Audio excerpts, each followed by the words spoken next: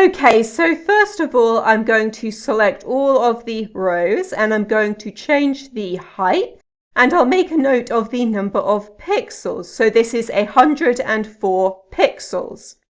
Then I'll select all of the columns and I'll change the width of the columns, and I'll make them the same number of pixels. So this is 104 pixels. So now all of these cells are the same size and they're all perfect squares. Then I'll change the font, so I'll select everything and change it from the default font to Arial. And I need to decrease the font size for the number of months so we can still see the numbers. Then I'll go to View and remove the grid lines. Then I want to add in borders, so I'll select all of these cells and go to Home, and then go to Borders and select more borders. And I want to have a thin line.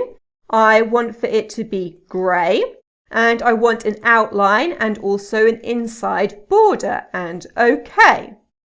And now I have a border. I also want the month numbers to have a border, so I'll select all of those, and then I'll press F4 on the keyboard, which is the keyboard shortcut to redo whatever you just did, which in my case is add in a border. Then, while I'm here, I'll also format these numbers. So I will put them in the middle of the cells and also change the number formatting. I'll change it to a custom number format, and the type will be 2 zeros, and OK.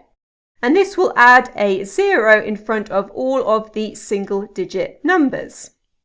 Now I also want to have a darker border around the outside, so I'll select everything again and go back to More Borders. And this time I want a slightly thicker line. I want for it to be black, and then I want it around the outside, and OK. And now I have a darker border.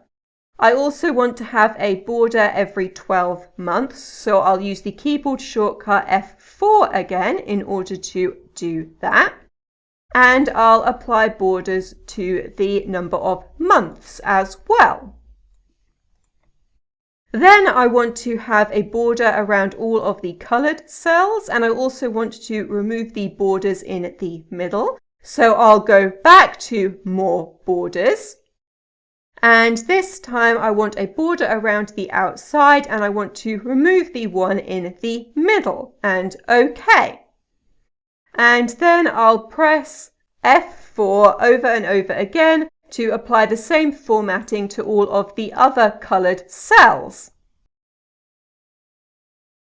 And I also want the key at the top to have a black border as well.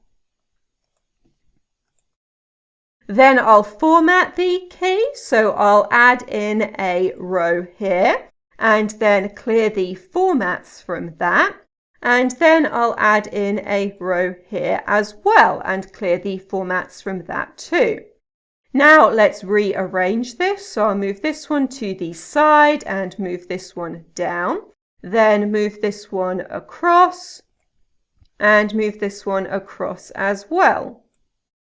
And then this one needs to be moved in the opposite direction. And now I have everything lined up. I'll now decrease the height of this row as I only want a small gap, and I'll decrease the height of this row too. And now let's change the colours. So I'll go to Page Layout and I'll change the colour scale to something different, and I'll choose Paper. Now some of these change automatically because they're using the default colours, and I'll change the other ones. So I'll change this purple here to be this purple instead. And then I'll press F4 again to change the purple on the chart as well. And then I'll change this pink here and I'll change it to a light gold. And again, I'll use F4 to change the colour of the cells in the chart. Okay, so this is what the Gantt chart looked like before, and this is what it looks like now. So in this video, I have shown you how to format a Gantt chart in Excel, and that is everything.